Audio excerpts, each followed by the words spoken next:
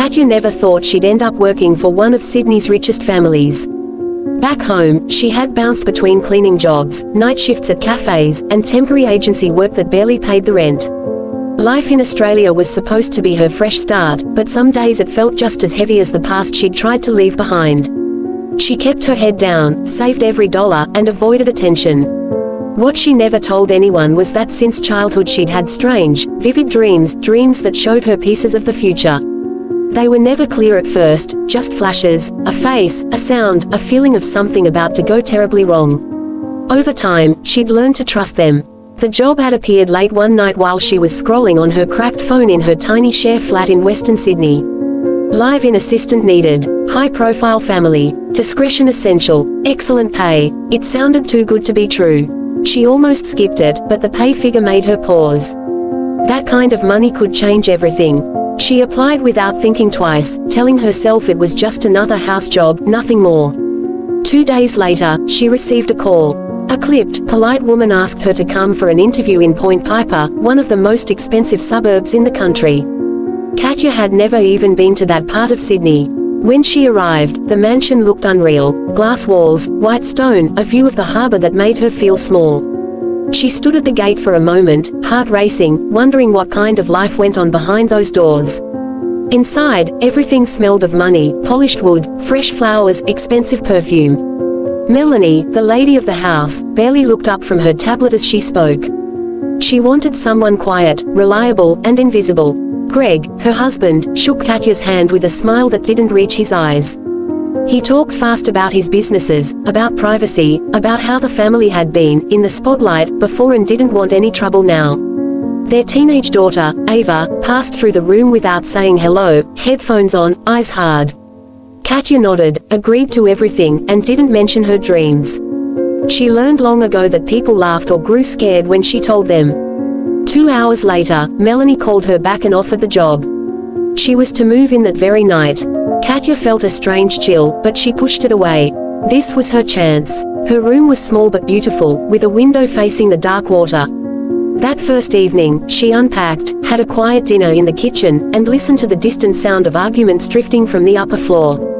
The house was too quiet for something so big.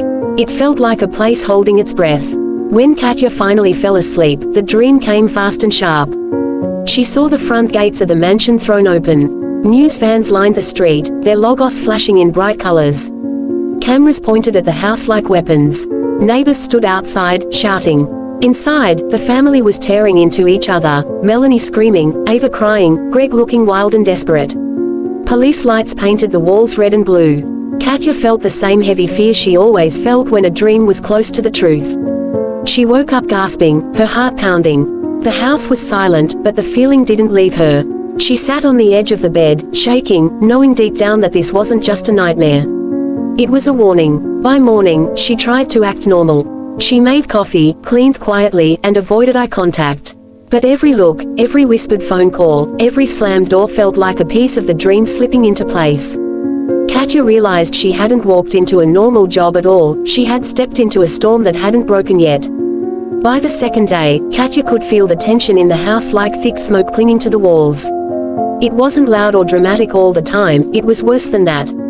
It lived in the pauses, in the way doors closed just a bit too hard, in the way people avoided each other's eyes. The mansion was stunning, but it felt cold, like a hotel where no one truly belonged. Every step she took echoed, reminding her she was an outsider walking through someone else's secrets. Melanie spent most of her time in the upstairs living room, scrolling through her phone or staring out at the harbor as if searching for something that wasn't there. When she spoke to Katya, her voice was sharp and tired. She asked for small things, tea, dry cleaning, groceries, but never said thank you. Greg was always on the move, pacing while talking on his phone in hushed tones. When Katya walked past, he would turn his back or lower his voice, his jaw tight with stress. It was clear he didn't want anyone overhearing him. Ava, their daughter, was a storm of anger trapped in a 16-year-old body. She slammed cupboards, skipped meals, and snapped at everyone. Once, Katya found her crying in the laundry, mascara streaked down her face. When Katya gently asked if she was okay, Ava wiped her eyes and hissed, "This family's fake. You'll see." Then she stormed off, leaving Katya with a chill in her bones. That night, Katya's dreams returned, stronger than before. She saw Greg sitting at a desk covered in paperwork, his hands shaking as he stuffed documents into a safe. She heard Melanie yelling, "You've ruined us." She saw Ava standing in front of a mirror, tears running down her face, whispering that she hated her life. When Katya woke, her pillow was damp with sweat, and the images felt too real to ignore. The next day, she started noticing things she hadn't before. Envelopes arriving without return addresses. A locked study Greg never allowed anyone enter. Melanie's sudden mood swings, calm one moment, furious the next. Even the house staff whispered when they thought no one was listening. Something was deeply wrong, and Katya knew it was only a matter of time before it surfaced. She debated with herself. Should she warn Melanie? Was it her place to say anything? Every instinct told her to stay quiet, to protect herself. But the dreams felt like a responsibility, a burden she couldn't shake. That evening, she found Melanie alone in the kitchen, staring at a glass of wine she hadn't touched. Katya's heart raced as she spoke. "I know this might sound strange," she began softly, "but I've had a bad feeling since I arrived. Something's coming. You should be careful." Melanie laughed, a sharp, humorless sound. "You're the help, Katya. Stick to your job." Her eyes hardened. "We don't need drama." The words stung, but Katya said nothing more. She knew now that the family wouldn't listen, they were too deep in their own mess. That night, as she lay awake, she felt the future closing in, heavy and unstoppable. The storm was coming, and when it hit, it would tear everything apart. The storm broke just before dawn. Katya was already awake, sitting on her bed with that familiar weight in her chest, when the first sound cut through the quiet, the low growl of engines outside the gates. At first, she thought it was a delivery truck, but then another followed, and another. Tires crunched on the gravel driveway. Doors slammed. Voices called out. Her heart dropped. The dream was happening. She pulled the curtain aside and saw them. Police cars, dark SUVs, and media vans lining the street like an army. Blue and red lights flashed across the mansion walls, painting the glass in harsh color. Cameramen were already setting up, whispering excitedly into their phones. Katya's hands shook as she stepped back. Every image from her dreams was coming true, one by one. The house erupted in chaos.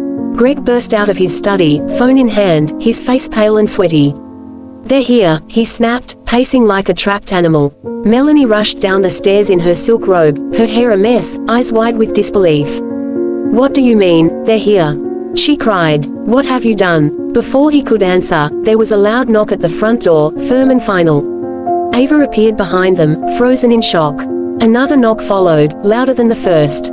Greg swore under his breath and ran back to the study, trying to shove papers into drawers, knocking over a framed photo of the family smiling on a holiday that now felt like a lie. The third knock echoed through the house. "Federal police. Open the door." Melanie started screaming, her voice cracking as she turned on Greg. "You promised me this was sorted. You said there was nothing to worry about." She hit his chest, over and over, years of anger pouring out. Ava began to cry, yelling at them both, blaming them for destroying her life. The house, once silent and perfect, filled with raw, ugly truth. Katya stood in the hallway, invisible and forgotten, watching the family tear itself apart. Part of her wanted to run, but another part knew she had to see this through. She had been warned in her dreams, now she was a witness. Greg finally opened the door. Officers flooded in, calm but firm, reading out charges, fraud, tax evasion, hidden offshore accounts. Melanie collapsed onto the couch, sobbing. Ava screamed at the cameras outside, her face already splashed across live news feeds. Neighbors gathered at the gates, some shocked, others furious, shouting about lies and greed. Talkback radio lit up with callers calling the family a disgrace. Within minutes, the story was everywhere. A so-called perfect Australian family exposed. A wealthy businessman brought down. The nation outraged. Katya slipped away to her room, heart pounding, knowing this was the moment she had seen in her sleep. The dream was over, but the fallout was only beginning. By the time the sun rose over the harbor, the mansion no longer felt like a home. It was a crime scene, a spectacle, a cage. Police moved in and out, reporters shouted questions from behind the gates, and neighbors stood on the footpath, phones held high, filming every second. The house that once looked untouchable now felt small and exposed, like its secrets had been ripped out and thrown into the light. Katya stayed in her room, sitting quietly on the edge of the bed, listening to the chaos below. She could hear Melanie sobbing, officers giving instructions, the muffled sound of cameras clicking. Her chest felt tight, not with fear this time, but with a strange sense of relief. The future she had seen had finally passed. The weight she'd been carrying since the first night was lifting. She packed slowly, folding her clothes and placing them into her worn suitcase. There was nothing for her here anymore.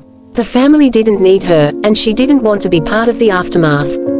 As she zipped the bag, she felt a deep sadness for Ava, for the life that had been built on lies and was now crumbling in front of the whole country. But she also knew she couldn't fix what was broken. Katya slipped down the back stairs, avoiding the main hallway where police and reporters crowded. A side door led into the garden, still damp with morning dew. The air smelled fresh, a sharp contrast to the heavy tension inside. She paused for a moment, looking back at the mansion, not with anger, but with acceptance. Some places are only meant to be passed through. As she walked down the street, past news vans and shouting neighbors, no one noticed her. She was just another face in the background of a scandal that would dominate headlines for weeks. Talkback radio would rage, social media would argue, and strangers would judge a family they'd never met. Katya felt oddly detached from it all. She had seen this ending long before it arrived. At the bus stop, she sat and watched the city wake up. Commuters hurried past, unaware of the drama unfolding only a few streets away.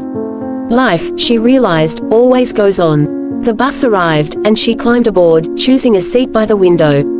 As the city rolled by, she felt a calm she hadn't known in years. That night, she slept deeply for the first time in ages. No visions, no warnings, just quiet darkness.